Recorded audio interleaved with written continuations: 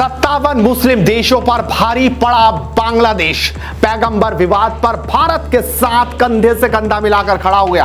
आज सबूत के साथ आपको दिखाएंगे कि पाकिस्तान की चाल तो बेनकाब हो गई।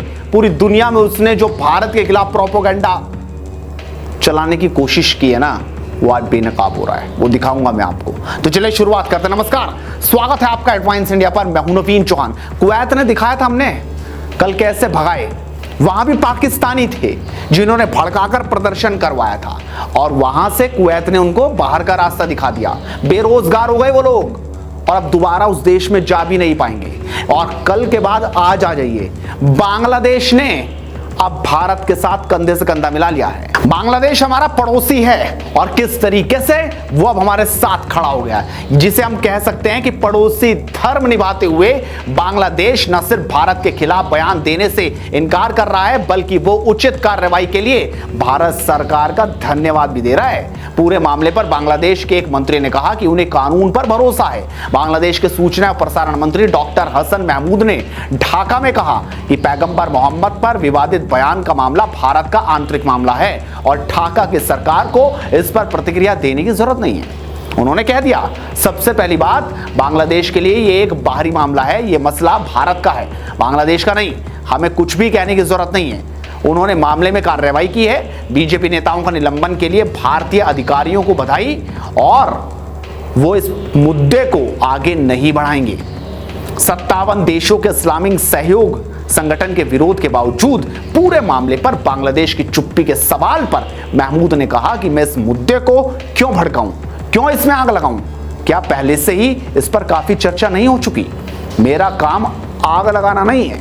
हम समझौता नहीं कर रहे हैं। हम कहीं भी और कभी भी पैगंबर मोहम्मद के अपमान की निंदा करते हैं, लेकिन भारत सरकार ने इस पर कार्रवाई की है। हम उनको धन्यवाद देते हैं और अब कानून अपना काम करेगा। देखा कैसे उन्होंने सबको जवाब दे दिया। और अब आपको देख लेना चाहिए कि पाकिस्तान का जो एजेंडा चल रहा है ना, उसके मुंह पर कैसे तमाचा लग गया, कैसे वो बेनकाब हो गया है, कैसे उसने भड़काने की कोशिश की थी। नुपुर शर्मा के विवादित बयान के बाद देश के कई शहरों में हिंसा हुई थी। इस हिंसा को भड़काने के पीछे पाकिस्तान का हाथ है।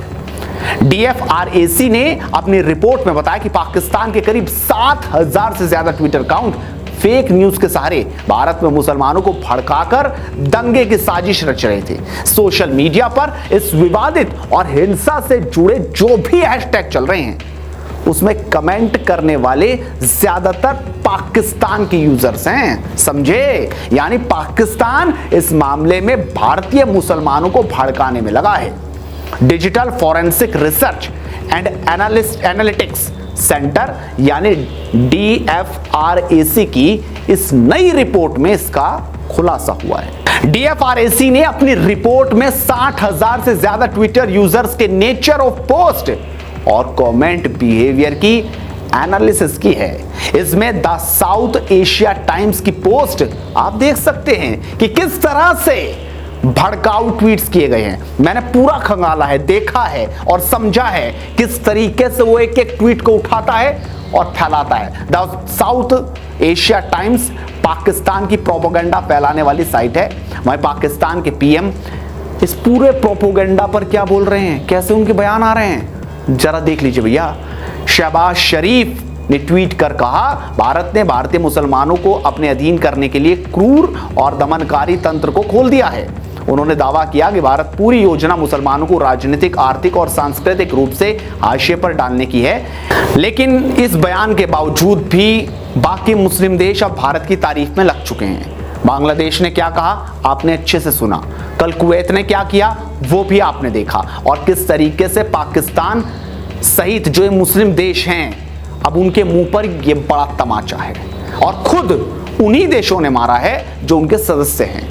आप समझने की कोशिश कर सकते हैं। और पूरी हमने रिपोर्ट आपको दिखाई किस तरीके से पाकिस्तान के ही मीडिया ने उन्हीं के इस फेक लोगों ने भड़काने की पूरी कोशिश की। आप इस वीडियो को शेयर कीजिए और लगातार हेडलाइंस इंडिया का हिस्सा बने रहिए। चैनल को सब्सक्राइब कीजिए, फेसबुक पर हमें फॉलो करना मत भूलिए। नमस्कार।